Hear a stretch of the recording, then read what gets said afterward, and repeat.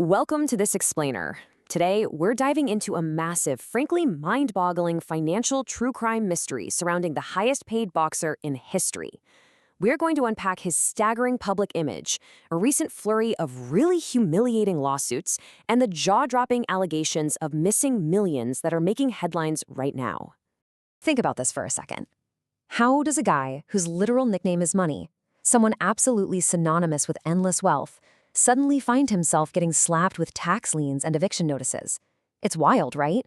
It's this huge paradox that has financial experts totally scratching their heads, and the answers are actually buried inside a mountain of explosive court documents. All right, to really get how far the mighty have fallen, we first have to look at the empire itself. Section 1, the billion-dollar brand. Over his legendary, undefeated 50-0 career, Floyd Mayweather pulled in an estimated $1.2 billion. Let's put that astronomical number into perspective.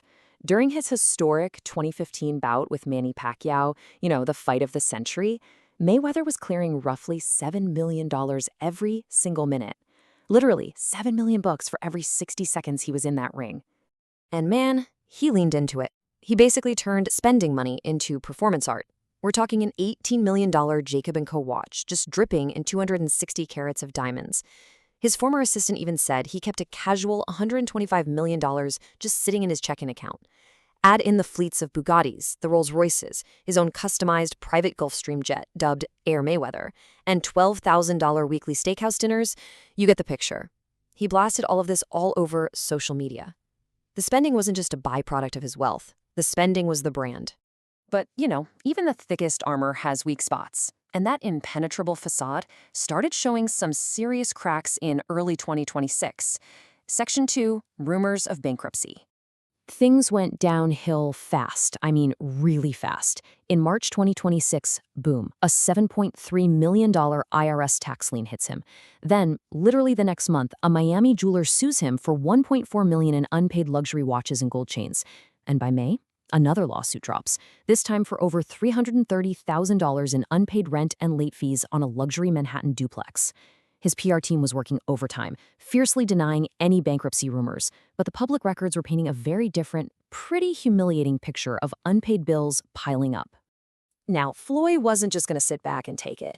He came out swinging. Defending himself online, he said, and I quote, "Everybody is entitled to their own opinion, but if that's what you call having 2 private jets owning 100 buildings, then I'm pretty sure everybody is going bankrupt." He was specifically firing back at online trolls, especially 50 Cent, who was relentlessly going after him, insisting that his massive real estate portfolio actually made him richer than he'd ever been. But here's the twist. His real defense isn't just, "Hey, look how rich I am."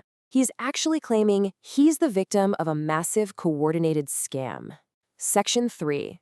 The $175 million betrayal. So Floyd drops this massive $175 million lawsuit against his former trusted associates, including a guy named Jonah Rechnitz, basically saying, hey, you guys secretly diverted my money. The defendants, they completely, vehemently deny it. Their lawyers are firing back, saying these claims are totally baseless, and that Mayweather's real issue is just his own out-of-control spending, massive gambling habits, and IRS problems. Now, as we look at these explosive court filings, just keep in mind, both sides are aggressively accusing each other of lying about where the cash went. And this right here perfectly captures that huge gap between Instagram reality and, well, actual reality. Online, Mayweather was boasting about a $402 million real estate investment, bragging, "I own 62 buildings. I don't have no partners." But read his own lawsuit, and a completely different story comes out. It turns out he only acquired a 5% Class A stake for $31.5 million. And it gets worse. The lawsuit alleges that the payouts from this portfolio were being secretly siphoned off, split 80-20, with that 20% illegally going to a defendant's company without Floyd even knowing. It completely bursts that bubble of the solo real estate mogul. Incredibly, that whole New York real estate mess is just the tip of the iceberg here. Section 4, missing jets and jewelry. If you believe Mayweather's lawyers, we're talking about millions of dollars just quietly vanishing, supposedly siphoned off by his own inner circle in this huge pattern of systemic fraud. They outline this $7.5 million wire transfer for some 12-month investment that just disappeared. Poof. Then there's a $15 million real estate settlement, plus a $2.1 million Vegas property refinance, both allegedly diverted straight to an entity called Frist Apex Ventures, completely behind Floyd's back. Then we get to the absolute strangest part of this whole thing, the mystery of Air Mayweather. The lawsuit claims this private Gulfstream jet was bought using a $6.5 million loan, right? And it was secured by his own Miami home. Later on, an FAA bill of sale is signed by Floyd, but get this, the purchaser field is completely blank, just empty. And the final sale price? $1 and other valuable consideration. Floyd is literally claiming he unwittingly signed over his own multi-million-dollar private jet to a total stranger for a single dollar bill, and he still has absolutely no idea where the money from the jet went. But honestly, the most shocking blow might be the jewelry. Mayweather claims he had this collection worth $100 million. He hands it over to some Miami dealers, but according to the complaint, he only saw about $13 million of that come back. That means 87% of the value was just lost or pocketed by the dealers. He says his advisors basically let his prized possessions go for 13 cents on the dollar. For a guy whose entire public persona is literally built on flashing those diamonds, that is a devastating financial hit. Now, you might be wondering, how does $1.2 billion in career earnings not cover all these losses? To figure that out, we have to follow the fight money. Section 5, the $340 million Showtime dispute. So it all begs the question, where did the biggest pay-per-view payouts in the history of boxing actually end up? Because just a few months before he filed that $175 million lawsuit we just talked about, Mayweather filed a completely separate, absolutely gargantuan lawsuit against Showtime over his historic career earnings. The allegations in this one are just staggering.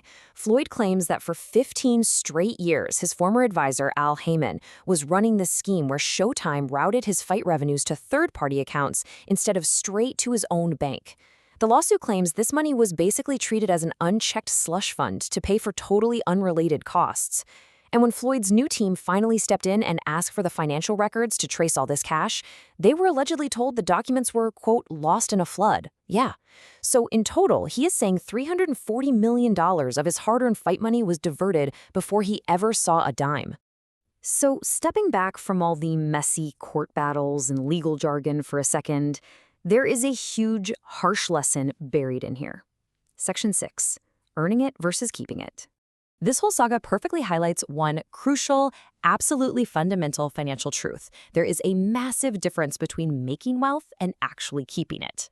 Like, look at Joe Rogan. He just signed that massive new $250 million podcast deal with Spotify. That is an incredible feat of generating income. But then you look at Mayweather, a guy who undeniably earned well over $1 billion, and he is sitting in court right now fighting over $500 million in allegedly missing funds. Because as it turns out, earning crazy amounts of money requires a completely different skill set than actually protecting it and managing it. Which brings us to our final, frankly, kind of tragic question. When the spending never stops, but the punches finally do, where does the money really go? Mayweather generated more sheer cash than anyone in the history of sports. But his story is this glaring warning sign that if the right people aren't watching the accounts, even $1 billion can just vanish into thin air. Thank you so much for joining me for this explainer, and I really hope this leaves you thinking a little differently about the hidden mechanics of extreme wealth.